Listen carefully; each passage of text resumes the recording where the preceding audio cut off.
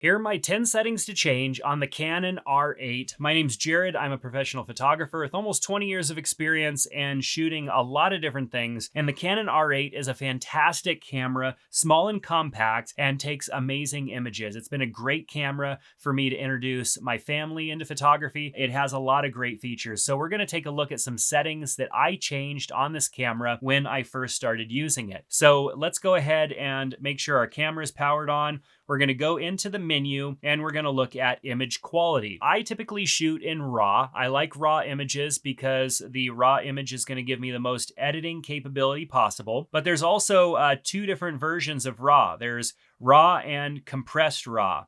And so you can see here on the right-hand side, 879, that's how many photos I should be able to expect to take with this setting. And as I rotate it over, you can see that number jumps up a lot because this is a compressed RAW image. I also have options for JPEG, HEIF images. So JPEG is a very standard image type. HEIF is a new standard of image quality that maintains good image quality, but a smaller file size. And so you can change the quality of those here as well. And so I can tap on the screen as well, besides using the dial as I was doing earlier, and I can choose different file sizes. You can shoot both RAW and JPEG at the same time. And the reason you might want to do that is really just for compatibility. Not all applications are going to be able to open RAW files. For example, if you wanted to take a photo right off of your camera and share it on Instagram or something like that, you would need a JPEG image. And in order to use a RAW file, you'd have to take that RAW file, put that RAW file into some sort of an editor, edit that image, and then export it as a JPEG. So sometimes it's good to use JPEG as an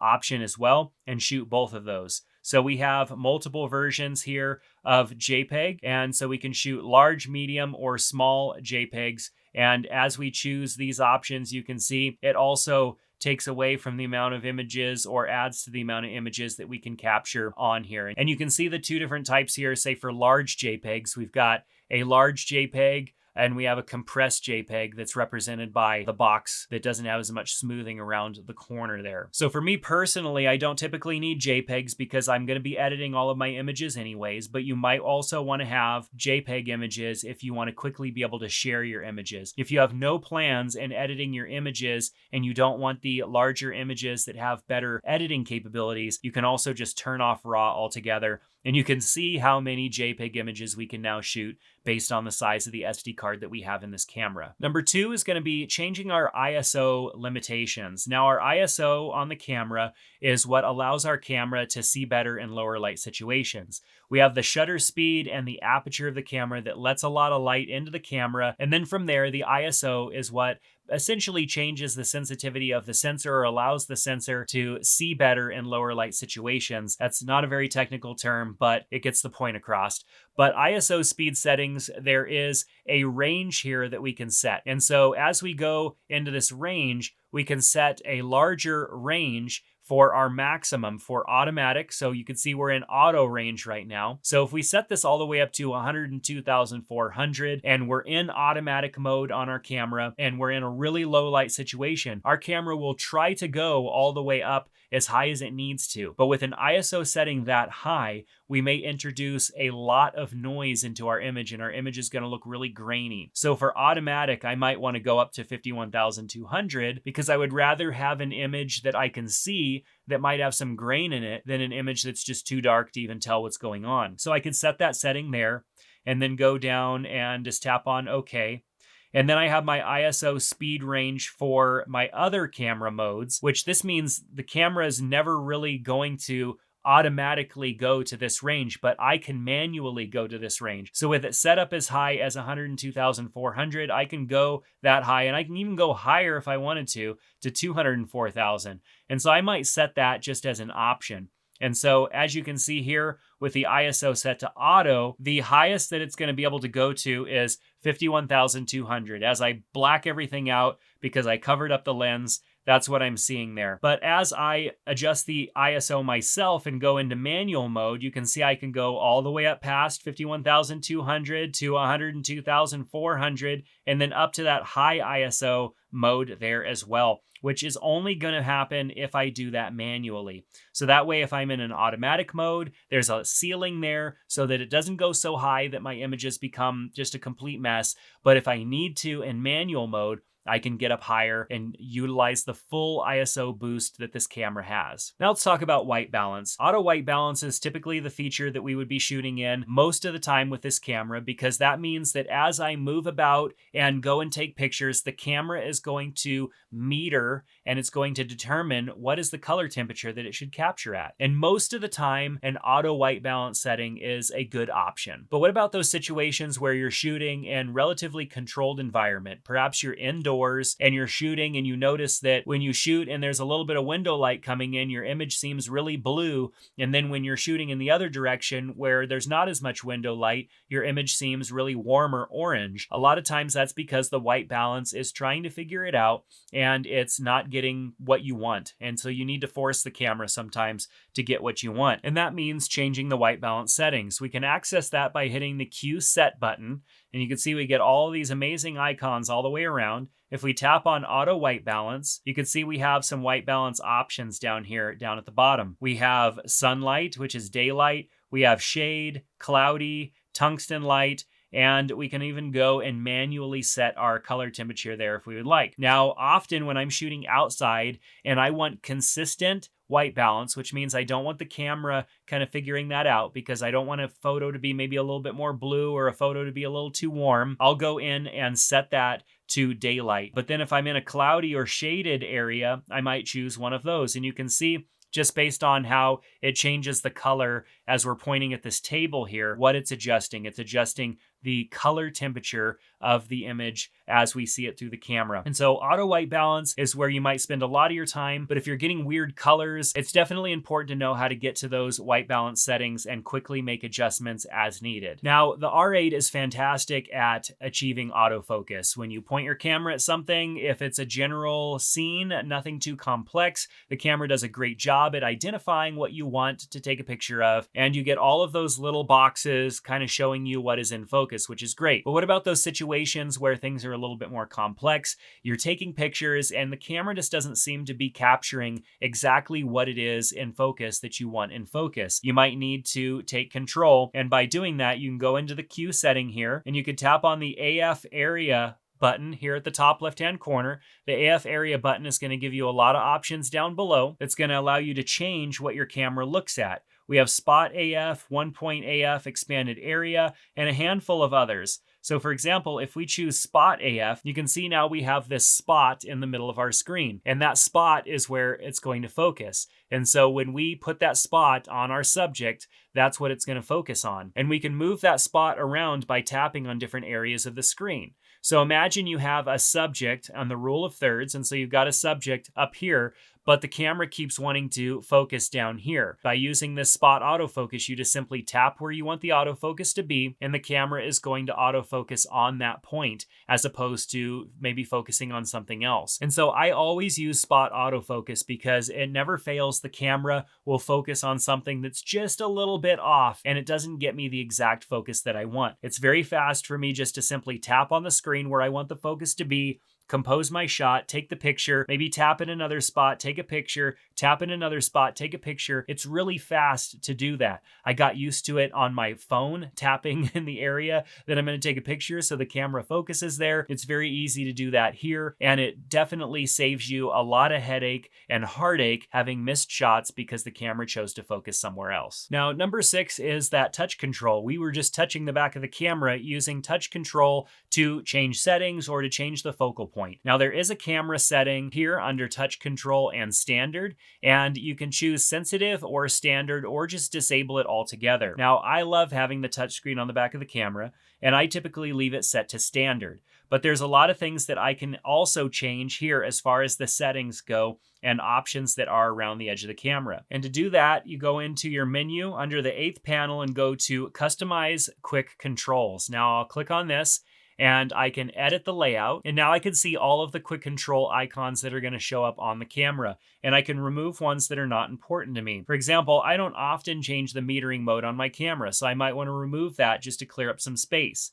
And I might not change the cropping or aspect ratio of my images, so I might get rid of that one as well. And then if I hit menu and go to save and exit, now I'm going to have maybe just a little bit more screen real estate for other options. You can see here, and now I can go to the quick settings here, and I've got less boxes available, which makes it a little easier for me to find what I'm looking for because I don't have so many distractions and so many boxes to choose from. Now I have a few less. And so you can go and customize that and change and remove things or even add things that are more important to you so that you have quick access to those with your quick access settings button. Now your camera has some picture styles that it can apply to JPEG images mostly. Those picture styles may or may not be what you're wanting when it comes to processing of your images. Now in the settings here under the fourth panel, under picture style, you can see it set to auto. That means that it's automatically going to apply settings to my image based on what the camera thinks it needs.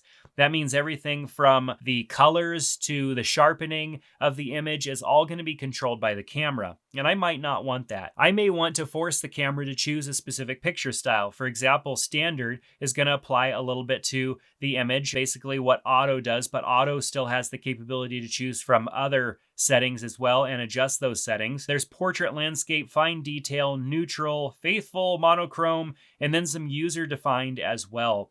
And typically what I end up doing is shooting with a neutral setting. And the reason that I would shoot with a neutral setting is so that the camera is not applying any sort of sharpening or anything to my images. And neutral is going to allow me to do that myself in an editor because I don't want to apply that right from the camera. Now, that typically applies to the JPEG images and not necessarily to the RAW images. The RAW images are going to come out raw without any processing, and we do all of that processing on our computer. But if you are going to shoot JPEGs, you might want to consider choosing a different picture profile because that's going to give you the ability to have as flat or neutral of an image so that you can do the editing that you want to do in whatever software it is that you're using. But obviously that's going to affect the image that comes straight out of your camera. So if you find that the image that's coming out of your camera has a little bit too much or not enough of processing on it, you can go in and make those adjustments in that menu. Now let's look at some video settings that I typically would change. We switch over into video mode and go into menu and then toggle back to our movie record size.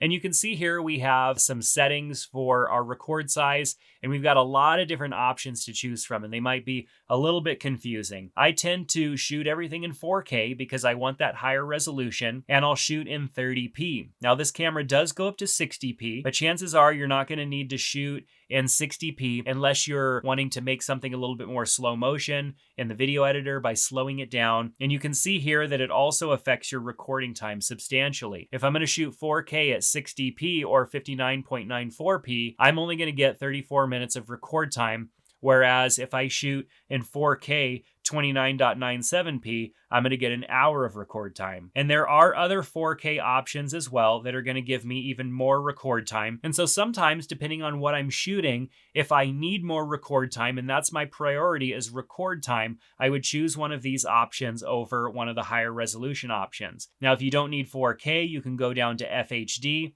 and shoot in one of those FHD modes, which is a HD image. And there are options there as well as far as quality, including a 60 frames per second or a 59.94p image there as well. So I choose 4K at 29.97, but you can choose your video recording resolution based on the settings that you need and the amount of record time that you require. I also go down into sound recording and I'll set sound recording to manual. I don't necessarily want the camera to set to auto because then in times where there's just ambient sound, the camera is going to boost its audio level and it's going to sound noisy. There's going to be noise and you're going to easily be able to hear things that are going on in the background that you didn't want to capture. If you set it to manual, then we come down to record level and you can see here we're getting a reading of our record level and I can change the volume level to where I want it to be. So for example, right now, this would be a good setting right here. My recording level is getting up to about 6, but it's not peaking and hitting 0. Whereas if I was really close to the camera or loud things were happening, like the snap of fingers, you can see that it's hitting red. We don't want it to hit red, but we do want it to get above 12, maybe to 6 is a great level. And you may have to change this because it's manual. It's not going to adjust based on things getting louder or quieter in your scene. but if things are pretty consistent, it's good to go and set a manual audio recording level, so that way you're getting consistent audio and nothing crazy and unexpected. Now, another setting that I always check are power saving settings on the camera, because there's a lot of things that tend to frustrate me about default settings. Either things shut off too fast and I'm always constantly having to wake my camera up, or things stay on too long and I end up wasting battery life. The screen dimmer on this particular camera is 10 seconds. And so if I wait for 10 seconds, what happens is it dims the screen, but then things get really jittery as well. And that is a battery saving feature. And it does that so that way, see, it's dimmed right now. And then if I remember right, maybe it's only under photo mode, but under photo mode, things start to get really jittery. And then I have to wake the camera up. And I think 10 seconds is just not enough time. So I will go into power savings and I'll set that to 20 seconds. That way I don't have to worry about it nearly as long. We can also have it turn the screen off after a certain amount of time, like 3 minutes. If I set my camera down, I get in a conversation and I don't think I'm going to be talking for that long. I don't want my camera just to sit there and eat its battery alive. I want the screen to go off. And so I'll set the screen to go off after a period of time. And I think 3 minutes is a good amount of time. But we can also set auto power off. And auto power off in 30 seconds, that's going to power the camera off. So you're probably wondering, like, well, if I set the screen off to 3 minutes and the auto power off to 30 seconds, like, what would be the difference? Well, auto power off in 30 seconds would be that set your camera down and walk away from it or get in a conversation. The camera's doing nothing. It will power itself off in 30 seconds. And if that's not enough time, you can set that to, say, 1 minute. The screen off is something that's going to save battery as well for longer periods of time. Perhaps if you're recording video or something like that, and you don't want the screen just on all the time, just wasting additional battery because the camera's just sitting there and recording, the screen off after 3 minutes would be a good feature. So these two features I kind of use together. The auto power off for when the camera's not doing anything, or the screen off when the camera is doing something, but I don't want it to waste a ton of its battery. And then there's also viewfinder off, which is the viewfinder right here. How much time until that viewfinder turns off? Usually that viewfinder is going to be off unless my eye is up against the camera. Viewfinder is on for 1 minute. I don't typically change that setting. I can also disable it if you're having some issues where that screen tends to turn off. For example, if you are looking through your camera, waiting for that perfect opportunity for a long period of time, maybe wildlife photography, something like that, where you could end up waiting. You want to be looking through the camera and you don't want that to shut off on you, which means then you're going to have to press the shutter button a little bit again to get it to turn back on, maybe flashing a little light, which wouldn't be a good thing if you're trying to be inconspicuous. And so you definitely can change that setting there to prevent that from going off on you. So the last setting that we're going to look at is the copyright information on your image. Now, the reason that you would want to set this is because the copyright will be written to the image file. And so that way, if your images end up somewhere, there's at least a copyright on that image in the metadata. So you go and enter the author's name. So I would just go and put in my name. So we'll put in Jared Hill. We'll hit menu OK, hit OK, and then we'll go under the copyright and I'll put all rights reserved, which means nobody has the right to use this image because it's all rights reserved. So we'll type that in, we'll hit menu, we'll hit OK, and that is now going to be written to every single image that I capture. Of course, you can do that in editing software. You can add a copyright there, but it's good to have the copyright written directly to the image so you don't have to worry about that. It's also a good option because if your camera got lost or something like that, somebody's looking at the images, they can see the copyright and at least see the name of the person on there and be able to find you. You can add more to the copyright information. For example, under the author's name, you can hit return. You can add your website address or your phone number as well, and that will be written to the file. And that's just a good fail-safe, a good backup, so that not only if your photos got lost or something, there might be a way of them finding their way back to you, but also if your photos got used online against your permission, you can say, hey, there's a copyright on that image. It's literally written to the file, and you can fight that in that way. So I find it important to have it written directly from the camera as opposed to doing that in post-production. So those are the camera settings that I changed on the R8. I hope that you learned a few things, found a few of them useful. Definitely, if you have any questions or comments, ask down in the comment section below. If I can help with anything, I will do my best at responding. And all of the people who watch these videos are always awesome and great at responding as well. Make sure to subscribe to the channel if you want to learn more about this camera and how to take better pictures with this camera. camera, check out some of my courses that are available. I have several free photography courses and even camera-specific courses there. Check the links in the description. That's going to do it for this video. Click subscribe, and we'll see you back in the next one.